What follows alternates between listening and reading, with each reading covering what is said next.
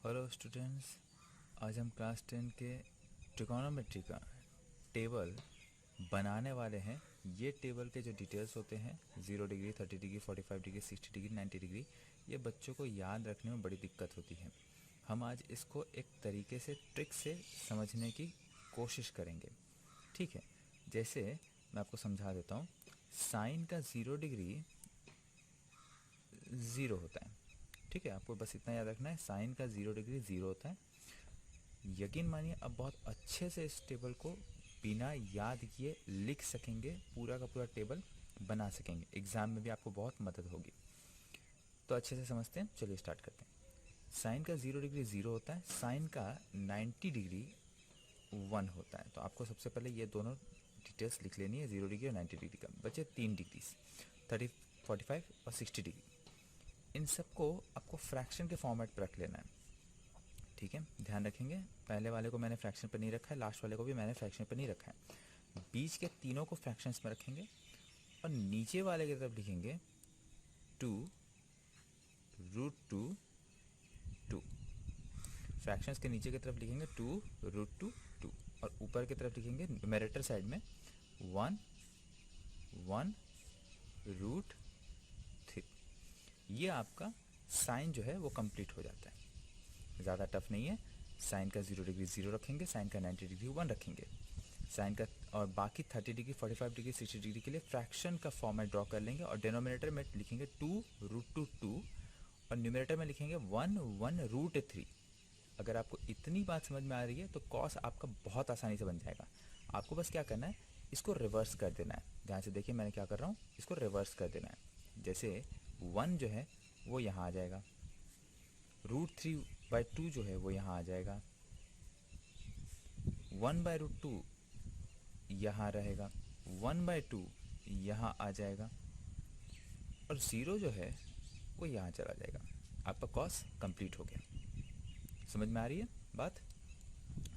अब जो tan है, tan को थोड़ा सा अच्छे से आप समझो।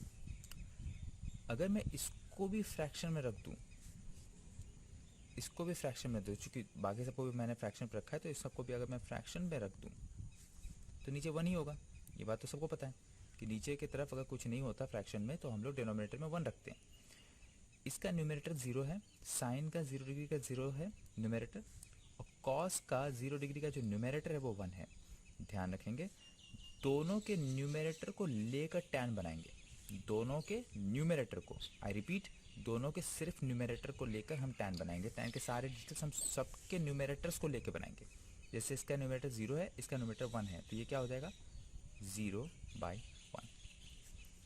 tan का क्या हो जाएगा, tan 30 डिग्री के लिए क्या हो जाएगा, साइन का न्यूमरेटर 1, कॉस का न्यूमरेटर √3, ये हो जाएगा 1/√3।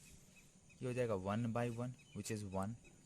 ये हो जाएगा √3/1 विच इज़ √3। ये हो जाएगा 1/0। अच्छा, ध्यान से समझना, 1/0 जो होता है डिनोमिनेटर में 0 एप्लीकेबल नहीं होता। ध्यान से समझ लो, डिनोमिनेटर में 0 एप्लीकेबल नहीं होता, न्यूमरेटर में 0 चलेगा। यहाँ देखो, ये चलेगा, ये नहीं चलेगा। तो इसको हम लोग कई और तरीके से लिखते हैं। कुछ बुक्स में आपको इन्फिनिटी का साइन मिलेगा, तो कहीं कहीं पे आपको नॉट डिफाइंड लिखा हुआ मिलेगा। आप दोनों लिख सकते हो या कोई भी एक लिख सकते हो, दोनों सही है। बट याद रहे, इन्फिनिटी और नॉट डिफाइंड का एक्चुअल वैल्यू 1/0 होता है। ठीक है, बात समझ में आ गई? बस आपका tan बन गया।